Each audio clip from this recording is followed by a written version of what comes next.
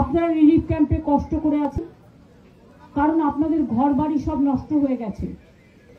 আমি আগের দিন এসেছিলাম, কিন্তু নাগরাকাটা ঢোকার আগের যে ব্রিজটা ছিল সেটা ভাঙা ছিল, ফলে আমরা আসতে পারিনি, অর্ধেক রাস্তায় এসে ফিরে গেছি।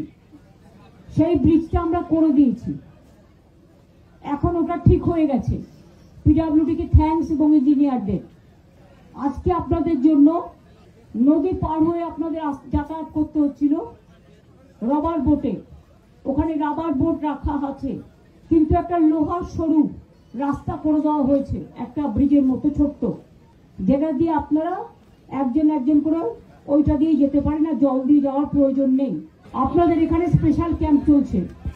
যাদের সার্টিফিকেট হারিয়ে গেছে, পাট্টা হারিয়ে গেছে, আধার কার্ড হারিয়ে গেছে, রেশন কার্ড নষ্ট হয়ে গেছে, জলে খুঁজে পাননি, বাচ্চাদের स्कूल सर्टिफिकेट नष्ट हो गए, बई नष्ट हो गए, मेहरबानी करके आप लोगों ने एक काम करो, आप कैंप पे लिखा लो आपको घर नष्ट हुआ कि नहीं, अगर हुआ तो कितना तक हुआ, सब डॉक्यूमेंट আপনারা এখান থেকে পেয়ে যাবেন। আপনাদের নাম লিখে সব ডিটেইলস লিখে পরে এগুলো আপনাদের কাছে পৌঁছে দেওয়া হবে। যাদের ঘর বাড়ি ভেঙে গেছে আমরা তাদের বাংলার বাড়ি করে দেবো, যার ঘর বাড়ি নেই। এখানে একটা পাকা ব্রিজ, একটু টাইম লাগবে, পরে হবে, এটা প্রসেস করা হচ্ছে।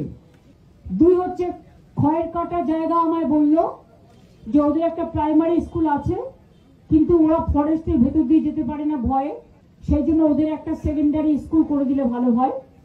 আমি ওই প্রাইমারি স্কুলটাকে এডুকেশন মিনিস্টারের সাথে কথা বলবো যাতে সেকেন্ডারি করে দেওয়া হয়। যারা মারা গিয়েছিল তাদের সকলকে আমরা 5 লাখ টাকা করে দিয়েছি।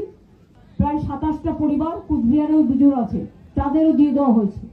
এবং হোমগার্ডের চাকরি নাগরাকাটায় এবং কুচবিহারকে দিয়ে দেওয়া হলো, স্পেশাল হোমগার্ডের চাকরির